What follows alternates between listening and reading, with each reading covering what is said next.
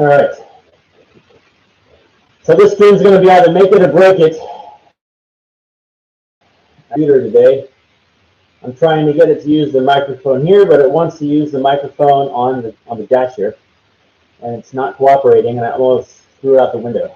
So for us to go live tonight, we're going to have to be able to stick with what we got.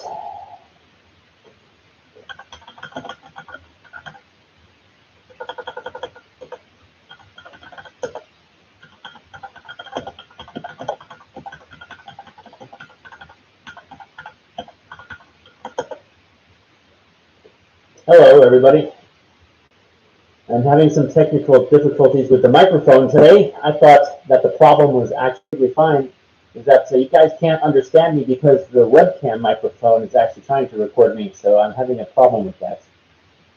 I'm trying to fix that, but that's not going to happen right now. All right, come up a little closer here and close the door so the heat stays in here. Yeah, so you hear me good. That's awesome. Thank you. So how is everybody? I was supposed to be here about 7 minutes ago, but the stream keeps crashing on me, and I couldn't. Every time I try to switch the microphone, it's very aggravating, and I have zero patience for technology. Being the fact that I got home late, I had you found me again. Yes, there you are. Everybody has to find the new stream now. Everybody was already logged into the first one, and then logged into the second one, and I pissed somebody off because I got someone unsubscribed. So it's what it is, I guess. But a couple places on the way home, and a lot of people were holding me up. People wanted to talk and had questions, and then there was this guy that would not go up the driving his sports car 30 kilometers an hour up the hill. So I had to, and then I had to take the dogs out and unload the van and get firewood, start the fire, turn everything on, and I was still going to make it. And then the computer was not being happy with me. So here we are. Happy Torsdag and Thursday, yes, today.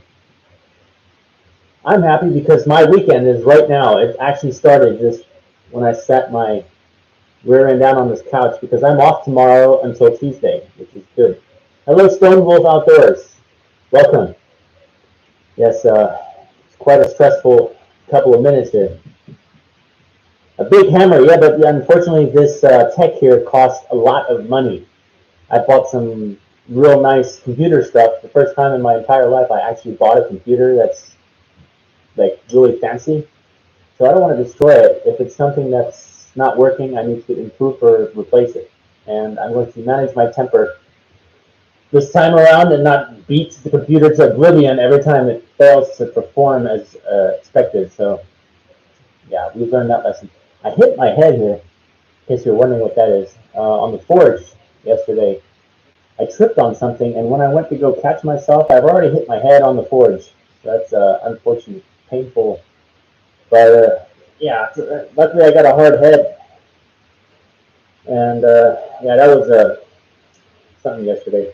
But really cool. My fire striker got me some potential new business here. I got in contact with someone that's leather working, and we're going to do a nice trade and help promote the channel a little bit. It's actually very easy. You just have to have a nice clean table, and you have to buy things you want to do, which is basically very easy. You go to the computer store, you say, I want the computer that does this, this, and this, and I have X amount of dollars I want to spend on it. And then they're going to tell you, well, you want this and this, you can spend that much money on a keyboard, or what was that? Weird noises. So you can spend X amount of money on some of the crucial parts. If you want a gaming computer, the graphics and the sound card is going to be really, and a fast processor. So you're going to be investing a lot of money in individual components. I had a general wish to make a very talented piece of machinery for what I'm using it for. So I like to play games on the computer from time to time. I like my tank game, and I like it not to crash playing an online game. And I do these live streams on YouTube. Basically all I use my computer for. And that's what I wanted to do, and the guy put me together a nice set. And I took it home, put it together, and it works. So I made one mistake that cost me a lot of money. I bought that was a mistake I learned from the hard way. I had to buy a I wanted a water-cooled CPU cooler, and I bought a separate piece of the CPU chip. And to get the water cool, and I already glued on the air-cooled one with the heatsink. And to get that off, I ruined the CPU, so that was a real expensive mistake. I had to buy a new processor. It was like $300.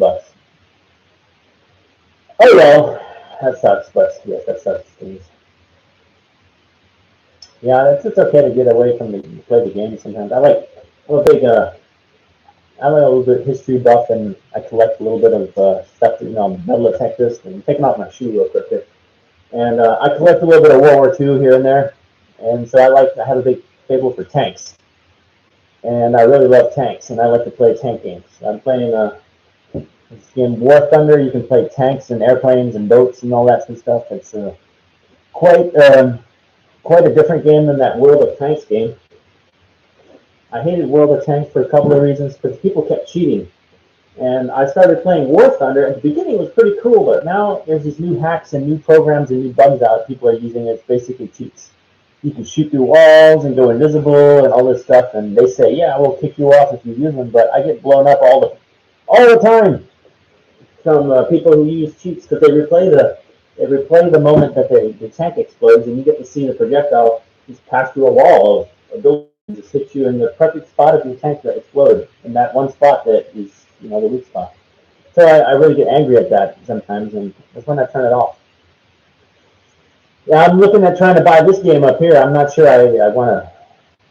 I'm not sure. I'm not convinced to check it out yet. Assassin's Creed Viking. What's it called? Valhalla. Yeah, I don't even know what the post is called. Eve. I've heard of that. That's a pretty cool game. That reminds me that the name reminds me. I don't know. You guys, if Bob probably knows. I don't know if anybody else has been around. Um, Back to the old first computer games. There's a game called Myst, and I think that is a game that should be revisited it's an open world mystery game basically, and you somehow fall into this world by opening the pages of a book.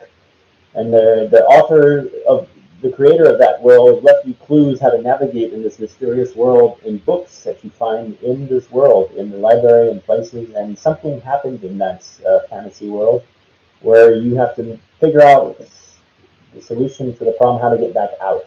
And it's really cool. Oh yeah, I saw the God of War. I watched the walkthrough on YouTube. I watched that. That was pretty cool. Like, of all the was a the video scenes all cut together to a movie. It was pretty entertaining, actually. God of War. Yeah, Myst. Myst is the one. Yeah, and there was two or three versions of it, and I remember playing the first one, and I really enjoyed it, because it was really tricky to figure out, that you had to really use your brain and figure those clues out. Hello, Matthias Treeman. Welcome. Yeah, I saw that everybody was waiting. You were probably waiting in that other chat, and nothing was happening there. We had to cancel it twice because technology failed me here. There were all other in this game. Yeah, there were actually. There were two or three versions of it. I remember playing the first one, and we owned the second one, but I can't remember much of how about it was. It's one of those good old games.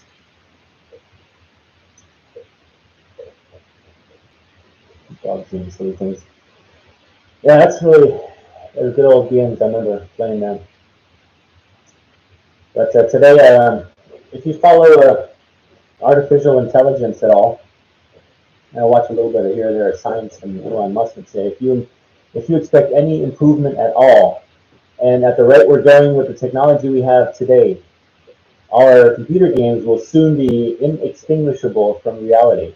And that's where this is coming in right now. I think with this new Facebook Meta, it's actually a really scary thought, because one's out dogs, and actually incorporating a real full-time reality in this simulated reality.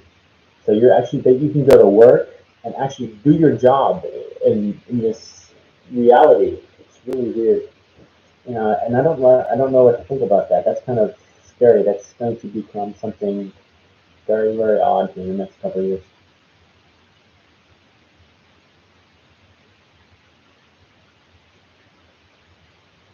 So Red Dead Redemption. I haven't checked that one out. I have to check it out. Yeah, it's a. I understood, Bob. I know it's. I think we're on the same sheet of paper on that one. As far as we know which video game we're talking about, it's a computer game. But yeah, this is in the screen chat for computer games. So yeah, that's what else could we talk about today? So today's Thursday. We want to talk about Thursday, and I've been making some changes to the Viking camp. RDR2. I heard about that one. Yeah. So I'm not too familiar with all the games, but yeah. Hello, Westhold Forge. Welcome. Speaking of Forge, yes, tomorrow morning I have to get up early. I'm having a container delivered to the Viking camp, which is chess. Yeah, I love the chess game too on the computer. It cheats sometimes, but I like it. It's fun. And so I'm having a container delivered to the Viking camp tomorrow, so I can put all of my beekeeping supplies inside of there. So I have the ground leveled out, and I have some extra gravel brought, and big hammer day. Yes, big hammer day today. And so tomorrow morning I will be getting up early, and I have to make some more flint strikers because I'm being asked about them quite often, and I'm making some good deals trading for some cool stuff that I'd like to get here and there. So I gotta get up early tomorrow at 6 o'clock and throw all the tools in the van, take the dogs up to the camp, fire up the forge, and see if I can actually fix the forge. Something wrong with it. Something broke on it yesterday, and it was too dark and too late in the day into the work that I was doing to try to fix it. And I got one of those old field forges you have to foot operated flywheel, and something was clunking around inside the blower. Now I'm hoping it was just a piece of ice because it was frozen, and if that's the case, I can fix that with my torch. But if it's something physically stuck in there, like a rock or actually some of the metal inside there came apart, I'll be screwed because I'm out of propane, and I can't just go get some theoretically. I don't know. I have to research that. And I heard you can go to the next county, the next Bundesstaat, the next state. There's different rules there, so I'll be able to go and exchange my empty bottles. I'll buy like another 6 of them, so I'll have a long time supply of gas propane, so I can forge a lot.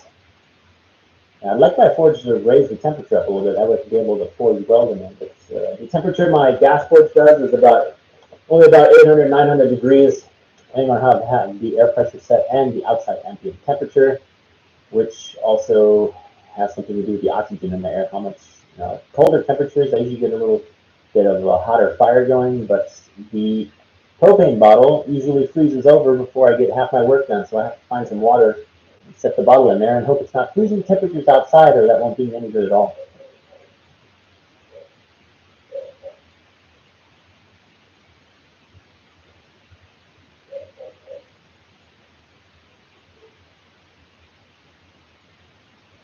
Yeah, preheating an anvil. That's interesting. I don't think I have ever done that, but then again, I don't beat on it to an extent where I would have to be afraid of that. I mean, that's a big piece of metal. If I had to preheat that, that would be quite a task. So I don't think I would want to do that. I don't know. But I do understand where you're coming from. And the cold and warm, and then the impact from the hammer could actually cause damage. Sure, it's possible, and it's a good thing if you know how to, if you have the resources to do that. That's something, that's a positive uh, thing to do here. Handle to keep it and not break it. But I can't do that up there. It's just too consuming, time, energy consuming to do. So I'm actually I'm actually hoping to find someday somewhere up from 350 kilograms up, another anvil. to replace the one I have now. There's nothing wrong with the one I have now, other than the shape. It's got the two horns. The one on the right side, standing in front of it, but from the Ford, is a square horn, so it doesn't round off at all. And the one on the left is a tapered round horn, so it's flat on top and round on the bottom. And that one does me no good when I'm trying to make round pieces of rings or something like that, or larger rings, actually forging rings onto long pieces of metal to make fireplace stands and all that good stuff. Yeah, those don't do me any good at all. So I have to figure something out. But for now, works perfectly fine. I don't want to spend $1,000 because that's what it's going to cost. It's going to cost me €1,000 to find an animal in that shape that I want. Yeah, it is by far the best. But like I said, there's Süddeutsche Form, and then there's Norddeutsche Form, and then there's Bohemian, and all kinds of different German shapes that are very different. And then to find the one in the size that you would like to have is like finding a suitcase full of money on the side of the road. Is almost impossible. So. Yeah, well, blacksmithing is something everybody should look into. I mean, it's interesting on those fairs they have and the Renaissance markets. It's worth it to go walk up to the blacksmith and say, "Hey, can you show me how to forge a nail?" And then if they're pretty cool, and most of the time they'll say, "Yeah, come around, we'll make a nail together." And then you really get to see how that works. It's pretty cool. They make classes. There's plenty of classes that you can take. How to make a knife or something like that. You make your own knife with supervision from a master blacksmith at his shop with his tools and his materials, and you end up with the end product that you made basically under some educator, under some supervision. So that's I did quite a few of those when I was starting out about 10 years ago.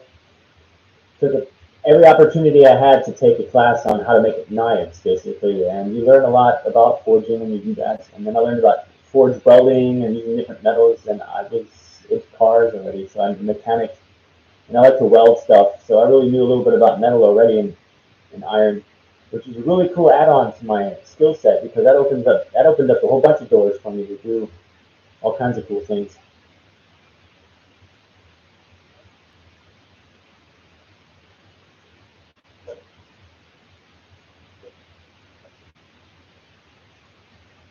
So welcome, Anthony Trevino.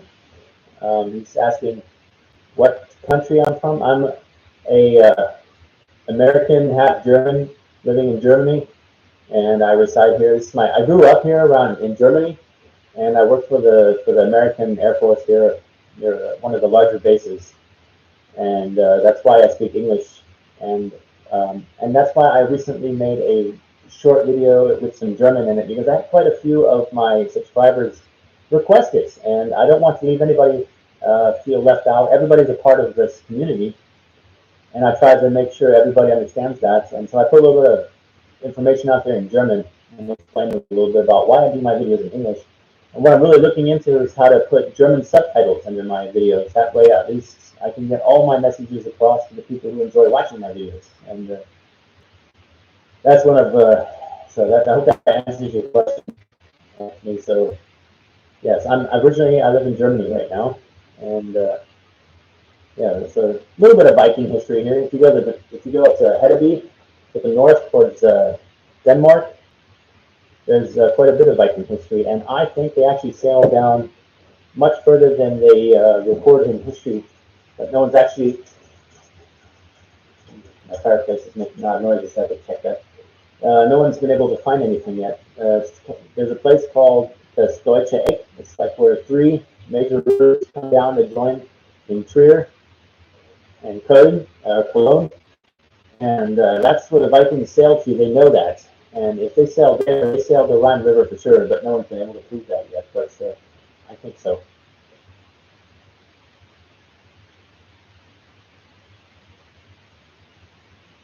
Yeah, the audio is always kind of tricky here on these live streams. For some reason, the internet doesn't like to do. I have this right now. This problem that I have a microphone here, but the internet wants to somehow only use the video cam microphone, which is terrible. So I just hang in there, trying to do what I can. I'm not a tech expert. And somewhere down along the road, I'm planning to buy a real nice blog microphone. Is that I don't know how to pronounce that, but yes, a real nice, like an Elvis Presley microphone that sits out in your face, and yeah, that's what I'm hoping to get someday. Greetings, Hot Pass 79. Welcome. And Dawning Rain, yes, I see 2 new people to the chat. Welcome. Yes, we were just talking a little bit about blacksmithing and how my microphone here sucks. So I'm looking into buying a new one. The one I'm looking at right now is $600, so I don't have that cash to fork out for something like a microphone right now, but it's on my watch list. If someday somehow uh, YouTube decides to throw me some money, I'll make that happen. But for right now, we still have to work on getting that channel monetized and some more watch hours. And then I think YouTube is playing tricks on me. Every time I get close, they like delete 3/4 of my watch hours. Like, oh, try again. So, yes, see a lot of people familiar names, some new names here. It's pretty cool. Yes, we're already 22 minutes. Well, time flies when you're having fun. That's very, very interesting. Yeah, so hoping tomorrow I will be forging some more Flint Strikers. I have some trade deals that I'd like to do with some people. And I have some real nice leather work I'm trading one of my Flint Strikers for that I'll be doing. And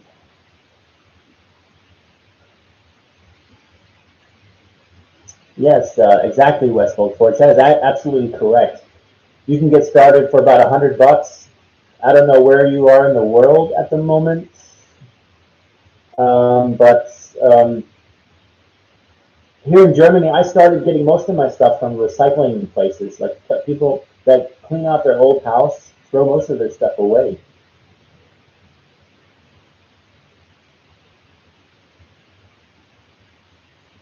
Yeah, the Odin carving, I made that for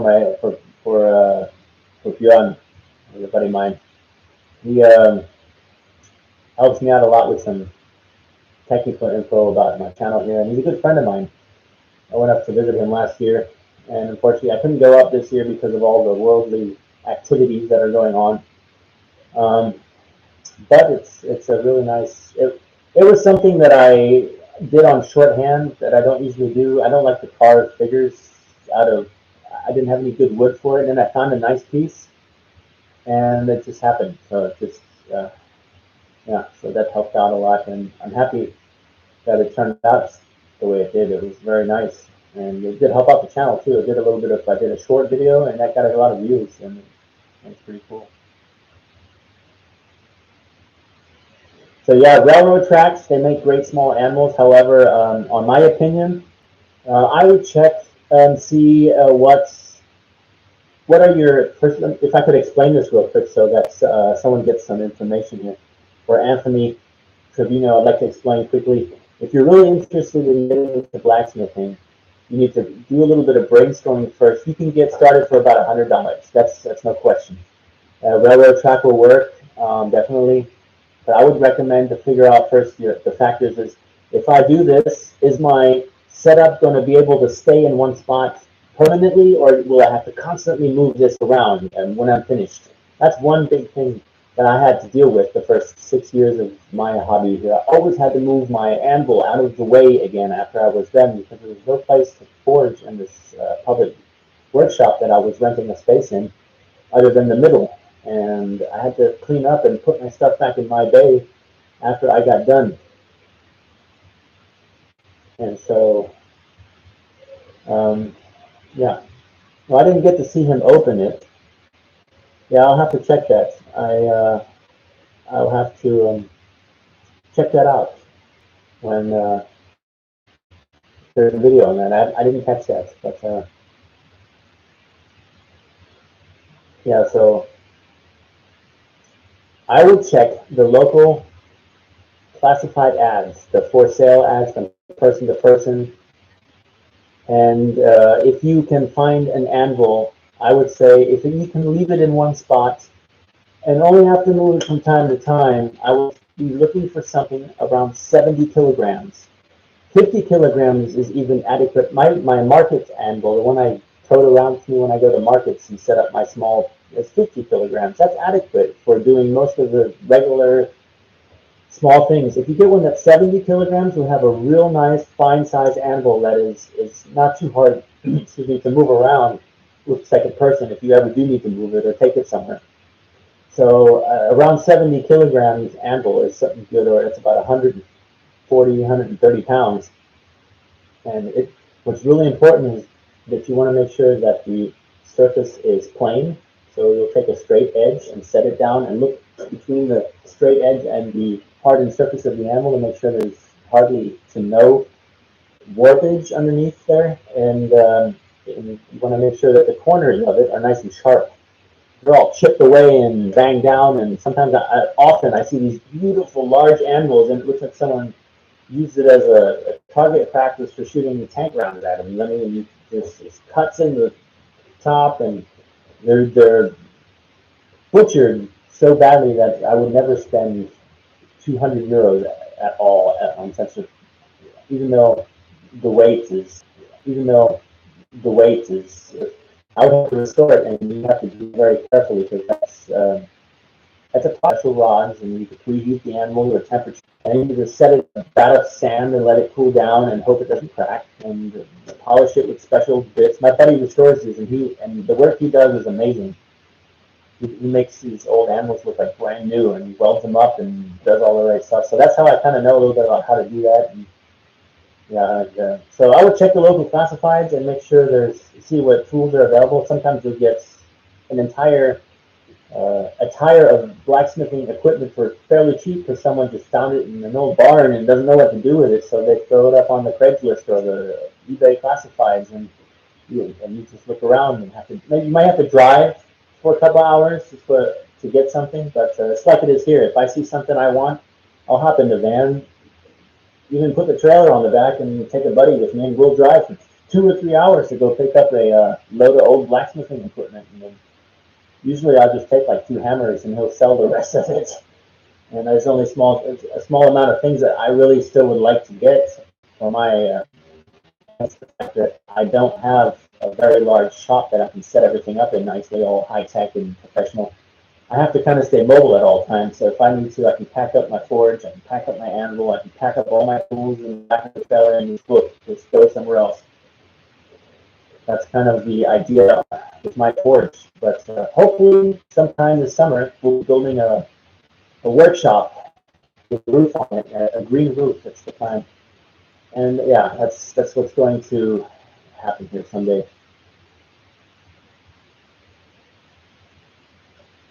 Yeah, you need a couple of decent tongs, a couple of hammers, a ball peen hammer, a nice middle-sized one, and a railroad track. That would definitely get you started. But like I said, keep an eye out on the classifieds, and see, the best thing to spend your money on is a good anvil. That's very important. You got that, then you can start hunting down all the little nick-wax and paddywhacks, I guess you say, components. And there's quite a few, being in the United States, if that's where you are.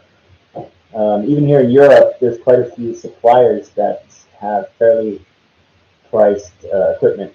You can check eBay. Coco64, thank you for the comments. Very good at making fun stuff. It's kind of my favorites, and it's something I've gotten very good at. And I have some mystery metal I have to experiment with tomorrow. I have to see if I can harden it. I don't know. Cut a small piece, forge it flat, and then I'm going to harden it before I get a full-blown work piece all started and finished, and then end up with a beautiful piece of work that doesn't function. It's very aggravating.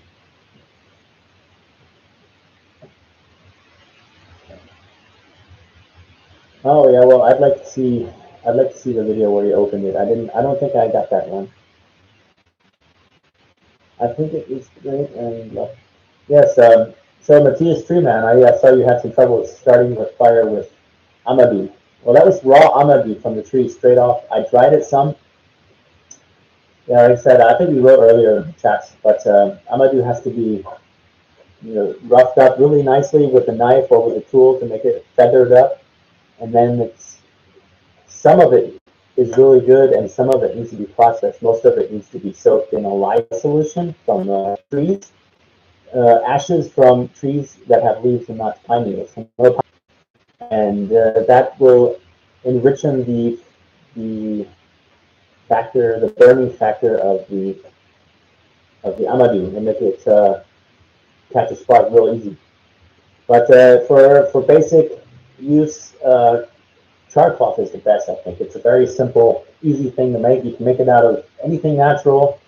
What works really well for char cloth too is an old pair of jeans. That's a really nice material as well to make uh, denim material to make char cloth. It's much more sturdier than cotton cloth, and it doesn't fall apart as easy when you try to use it. Dogs. Yeah, and it is very it's very satisfying. You can listen to like the hammers and stuff working. So when I watch the videos after a while after having posted them, I rewatch them often to see if I made mistakes or if I can actually improve something. Sometimes I just enjoy the fact that that's a moment now that I've captured from another perspective. I get to watch it again without the editing stress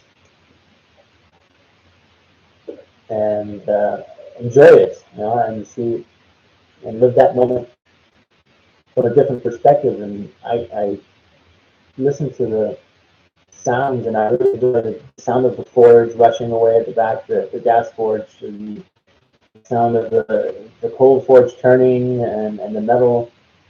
Yeah, my anvil doesn't sound particularly loud, which is very good because I have a big 50-pound chain wrapped around it, which is a muffler for the loud ringing ping noise that you usually know when you hit the anvil.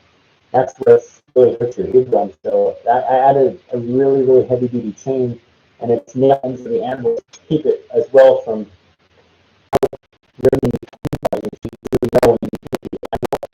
That's what's the anvil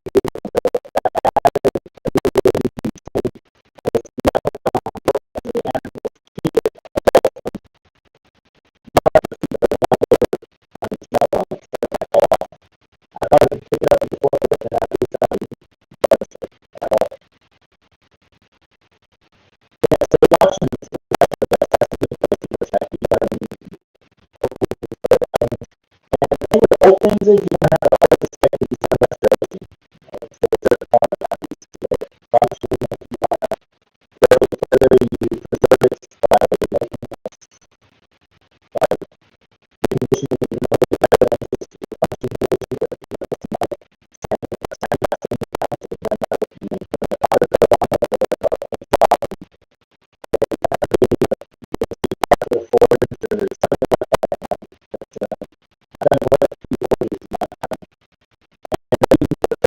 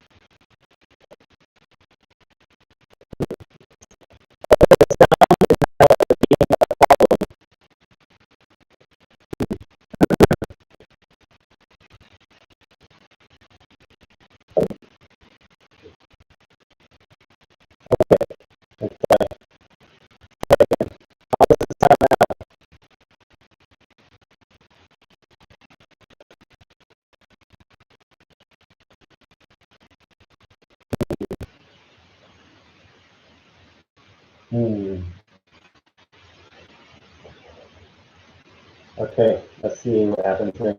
If the sound continues, we're gonna have to end the stream. Okay, let's see what happens here. If the sound continues, we're gonna have to end the stream here, which would be terrible. I'm really enjoying sitting here at the moment.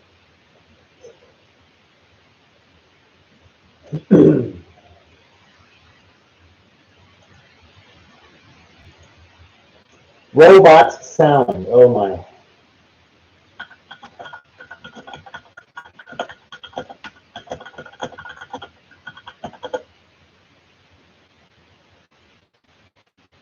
Greetings, Earthlings. We have taken over your radio.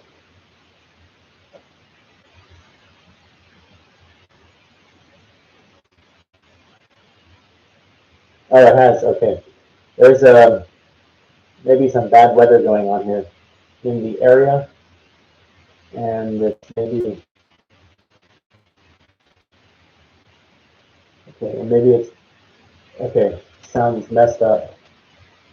There you go. Now it's good. Okay, I hope so. Let's keep going for a minute and see what happens because I don't want to annoy anybody. You may have had some lag there.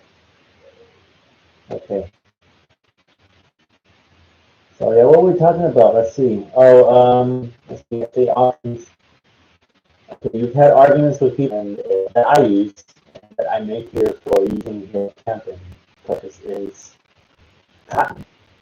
And so the Vikings did not have cotton. However, you can char any natural material, including linen, linen cloth. They did have. They had linen and they had wool. I don't know. I've never tried wool, but I'm sure you could char it as well. So back then would have also been much different. Because we put to make charcoal today, you use a tin, like a cookie jar or something like that, or one of those Always cans. Something a tin would have had such extreme value back in a metal vessel of some kind that you would not have used it to throw in the fire to make something to make fire with it. And especially the other factor is burning your linens to make charcoal back then was like throwing money out the window. You don't throw away cloth. It was always either repaired or recycled or reused until the point of oblivious condition. And so I think maybe at that point, yes, then it was used to make charcoal, and then even then they used sticks, and they wrapped it on the stick. I think they made it wet, and then they just turned it in the fire until it turned black. And some of it was more or less. Um, some of it was more or less. The quality was